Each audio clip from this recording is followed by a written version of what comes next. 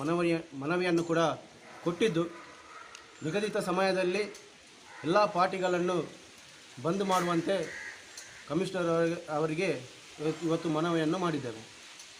ಇವತ್ತು ಮಂಗಳೂರಿನಲ್ಲಿರುವ ಎಲ್ಲ ಪಬ್ಬುಗಳಾಗಿರ್ಬೋದು, ಎಲ್ಲ ಹೋಟೆಲ್ಗಳಾಗಿರ್ಬೋದು, ಆ ಹೋಟೆಲ್ಗಳಿಂದ ಪಬ್ಬುಗಳಿಂದ ಇವತ್ತು ಲವ್ ಜಿಹಾದ್ ಆಗಿರ್ಬೋದು, ಡ್ರಗ್ಸ್ ಜಿಹಾದ್ಗಳಾಗಿರ್ಬೋದು, ಅಂತಹ ದುಶ್ಚಟಗಳಿಗೆ ಇವತ್ತು ಪ್ರೇರಣೆಯನ್ನು ಕೊಡುವಂಥ ಘಟನೆಗಳು ನಡೀತಿದೆ. ಇವತ್ತು ಆ ಮುಸಲ್ಮಾನ ಯುವಕರು ಒಪ್ಪುವುದು ಅವರ ಇಸ್ಲಾಮನ್ನು, ಮುಸಲ್ಮಾನ ಯುವಕರು ಇವತ್ತು ಒಪ್ಪುವುದು ಅವರ ಜಮಾತನ್ನು.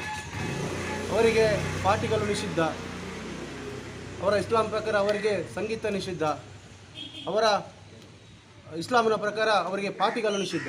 ಆದರೆ ಇವತ್ತು ಎಲ್ಲ ಮಂಗಳೂರಿನ ಎಲ್ಲ ಪಬ್ಬುಗಳಲ್ಲಿ ಇವತ್ತು ಮುಸಲ್ಮಾನ ಯುವಕರು ಕಾಣಸಿಗ್ತಾರೆ.